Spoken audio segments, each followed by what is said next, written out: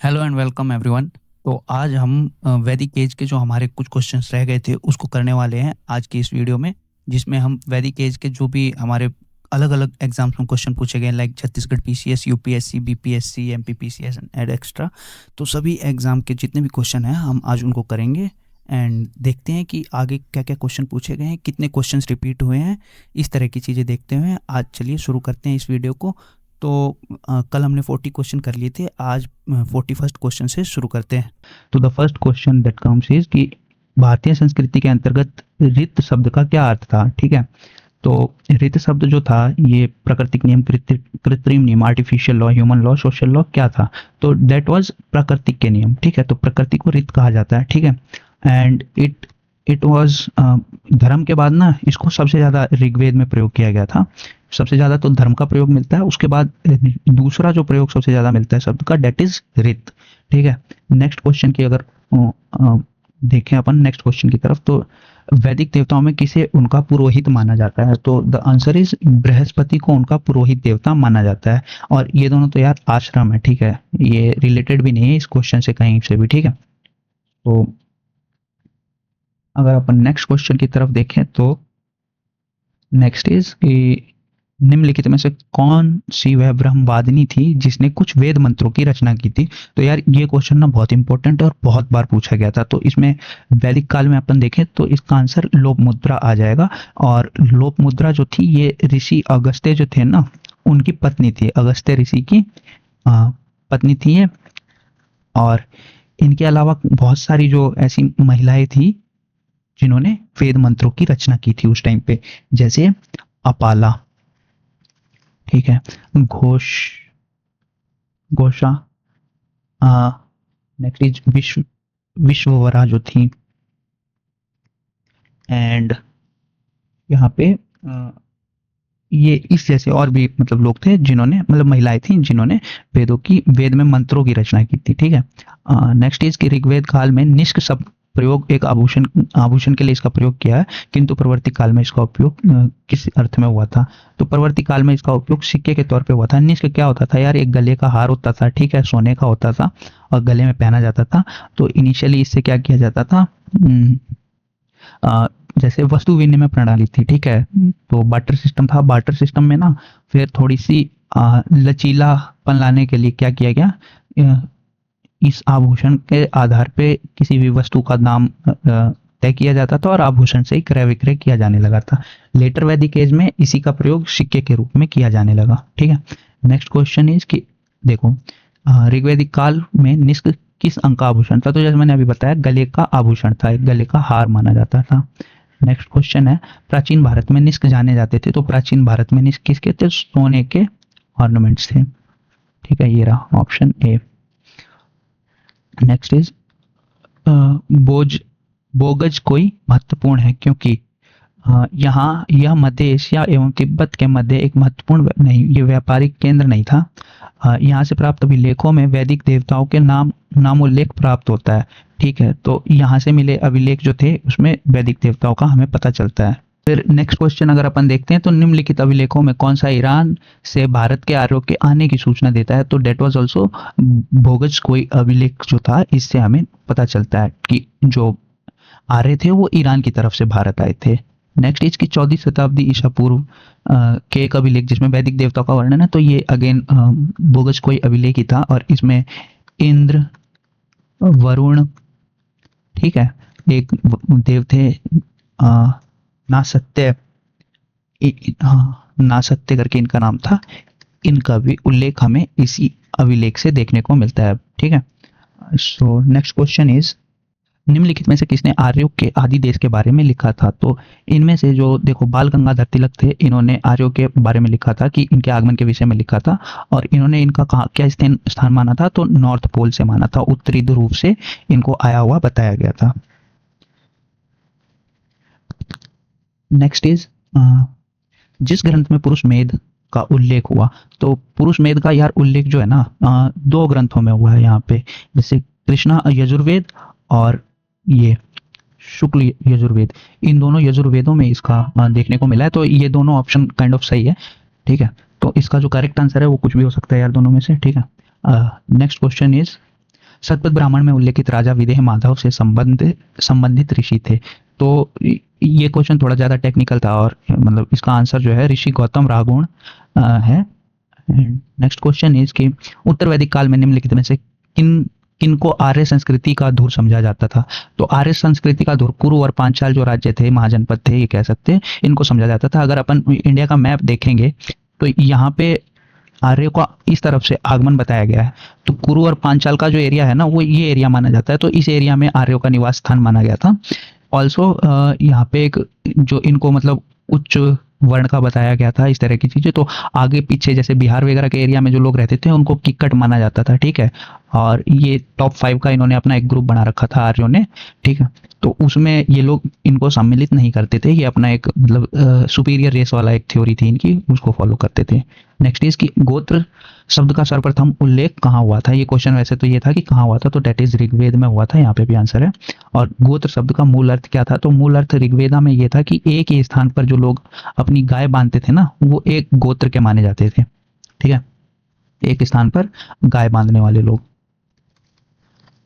Next is कि पूर्व वैदिक आर्यों का धर्म प्रमुखता क्या था। तो यार भक्ति ये करते नहीं थे उस लेवल पे।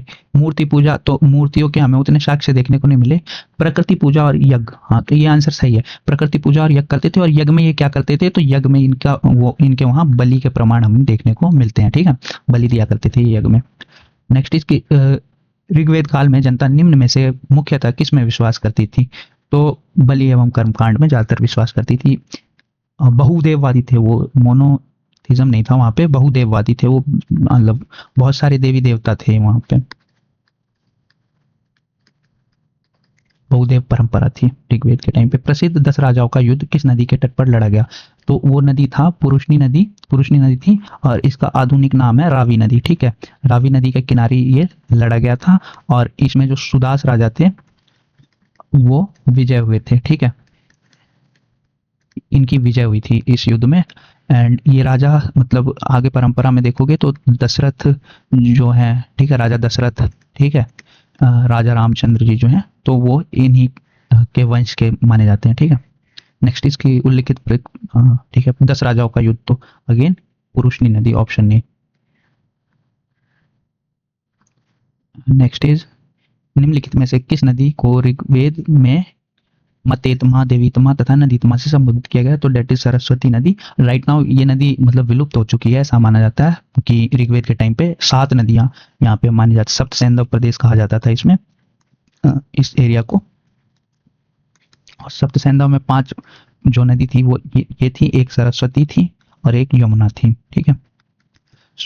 नेक्स्ट अपन देखते हैं कि उस जनजाति का नाम बतलाइए जो ऋग्वैदिक आर्यों के पंचजन से संबंधित नहीं था। तो ये देखो, जैसे मैंने अभी बताया था, ये 3 तो हैं, यदु, पुरु, त्वशु।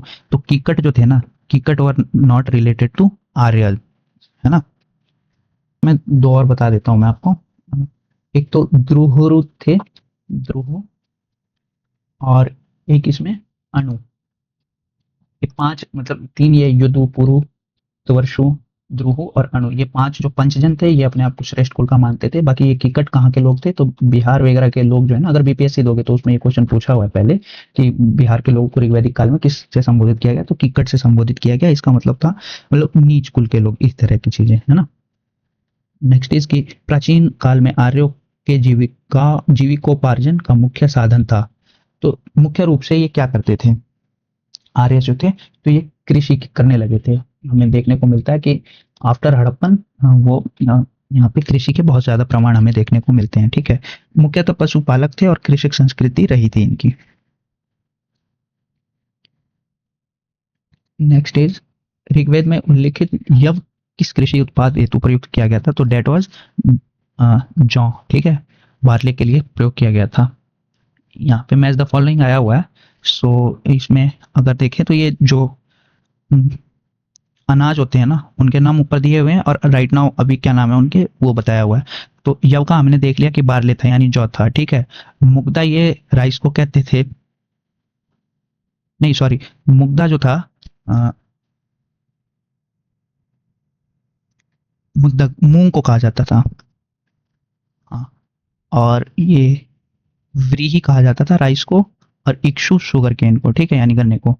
तो इस हिसाब से अपन देखें तो ए का व्रीही राइस, ए का टू ऑप्शन डी, ठीक है। तो ऑप्शन डी इसका सही होगा। एक बार देख लेना आप भी इस क्वेश्चन को अच्छे से। ऋग्वैदिक पणी किस वर्ग के नागरिक थे? तो ये जो पणी थे ना, ये मर्चेंट्स होते थे यार, व्यापारी होते थे, है ना। और जो बाद के कालों में पण शब्द का प्रयोग किया गया था किसके लिए? तो सिक्के वगैरह जब ढाले गए ना, तो उनको पण कहा गया था। जैसे आर्यभट्ट का टाइम देखोगे ना आप, आर्यभट्ट, विष्णुगुप्त कह लो, कौटिल्य कह लो, तो उनके टाइम पे पण यानी सिक्के होते थे और कांस्य के होते थे, इसीलिए इसको कांस्यार्पण, कांस्यापन कहा जाता था, ठीक है। वैदिक युग में प्रचलित लोकप्रिय शासन प्रणाली थी। तो शासन प्रणाली जो थी वो ज्यादातर हमें देखने को मिलती है वंश परंपरागत राजतंत्र था। मतलब यहाँ पे डेमोक्रेसी नहीं होती थी वैदिक युग में, राजा होता था और वो वंश परंपरा से निकल के आता था। नेक्स्ट इज वैदिक युगीन सभा। सभा क्या होता था? ठीक है, तो सभा जो थी ये मंत्री परिषद को कहा जाता था, काउंसिल ऑफ मिनिस्टर होता था सभा, ठीक है। इस टाइम पे ना दो चीजें होती थी, सभा और समिति। तो ये दोनों मतलब माने जाते थे कि राजा को हेल्प करेंगे किस चीज के लिए? शासन करने के लिए, और साथ ही में एक चेक एंड बैलेंस रखेंगे राजा के ऊपर। चेक एंड बैलेंस का कॉन्सेप्ट यहीं से आया था, एक मान सकते हैं अपन, है ना। नेक्स्ट इज कि अच्छा, इसमें सभा में ना ज्यादातर जो उच्च कुल के लोग होते थे वही होते थे सभा और समिति में। किस वेद में सभा और समिति को प्रजापति की दो पुत्रियां कहा गया है? तो ये अथर्ववेद में कहा गया है ऐसा कि जो सभा और समिति है ये प्रजापति की दो पुत्रियां हैं। इस वेद में सभा और समिति को पृथक संस्थाओं के रूप में घोषित किया, तो अगेन ये ऑप्शन सी अथर्ववेद में। नेक्स्ट इज कि ऋग्वैदिक जनसभा को न्यायिक कार्यों से संबंधित थी। जो मतलब जनसभा जो न्यायिक कार्यों से संबंधित थी, तो डेट वाज आल्सो सभा, ठीक है। सभा ही न्यायिक कार्यों से संबंधित होती थी। वैदिक कालीन प्रशासन में भागदूत कौन थे? तो ये जो थे भागदूत, ये रेवेन्यू कलेक्टर होते थे। तो हाँ, ये रहा ऑप्शन बी, राजस्व के जो अधिकारी थे ना, कर जमा करने वाले, वो भागदूत कहलाते थे। और भाग का क्या अर्थ होता था? तो भाग इज इक्वल टू कर, है ना, टैक्स। नेक्स्ट इज आयुर्वेद अर्थात जीवन का विज्ञान का उल्लेख किस में हुआ है? तो ये इसका भी ऑप्शन जो है ऑप्शन डी है ना। अथर्ववेद में दो चार चीजों पे बात की गई, जिसमें चिकित्सा यानी आयुर्वेद था, ठीक है। तंत्र मंत्र जो था, इस वजह से इसको मतलब वेद त्रयी का हिस्सा नहीं माना गया था। तंत्र मंत्र के बारे में, वशीकरण के बारे में इसमें ज्यादा देखने को मिलता है। ऋग्वैदिक धर्म था, तो अभी मैंने पीछे बताया था आपको, बहुदेववादी धर्म था ऋग्वैदिक धर्म जो था। नेक्स्ट इज सर्वाधिक ऋग्वैदिक सूक्त समर्पित थे। तो सर्वाधिक जो सूक्त थे ना ऋग्वेद में, वो इंद्र को समर्पित थे। कितने थे? तो ऑलमोस्ट 250 थे। और इसके जस्ट बाद अग्नि को समर्पित थे, तो 200 थे। तो ऑप्शन में अगर जैसे मान के चलो इंद्र है तो इंद्र ही होंगे, लेकिन अगर इंद्र नहीं है तो अग्नि का ऑप्शन होगा सही, ठीक है। नेक्स्ट इज निम्नलिखित में से किसे युद्ध का देवता समझा जाता था? तो अगेन इंद्र वॉज द देवता ऑफ युद्ध, है ना, वॉर के देवता थे। ऋग्वेद में सर्वाधिक संख्या में मंत्र संबंधित है, तो इंद्र थे। अच्छा देखो, जैसे यहाँ पे नहीं है इंद्र, तो इसका ऑप्शन ए जाएगा, इनको 200 बार समर्पित थे मंत्र, ठीक है। नेक्स्ट इज ऋग्वेद में सर्वाधिक मंत्र किस वैदिक देवता? तो ठीक है, अगेन यहाँ पे इंद्र है अपने पास ऑप्शन में, तो इंद्र ही जाएंगे आंसर, ठीक है। वैदिक देवता इंद्र के विषय में निम्नलिखित कथनों पर विचार कीजिए तथा नीचे दिए गए कूट को से सही उत्तर चुनिए। तो इंद्र के बारे में हमें पता है कि ये वज्र लेके चलते थे, ठीक है। पापियों को दंड देते थे, ठीक है। वर्षा के देवता थे, ठीक है। तो यहाँ पे अगर अपन नीचे देखें तो जिसमें फोर्थ ऑप्शन ना हो ना, वो काट दें। अच्छा, इसमें ऑप्शन ही नहीं दे रखा है यार, सॉरी, माई मिस्टेक, है ना। तो इसमें अपन जैसे 1, 2 एंड 4 सही था। नैतिक देवता जो थे, ये नैतिक देवता वरुण को माना गया है, ठीक है। वरुण थे, नैतिक देवता माने गए थे।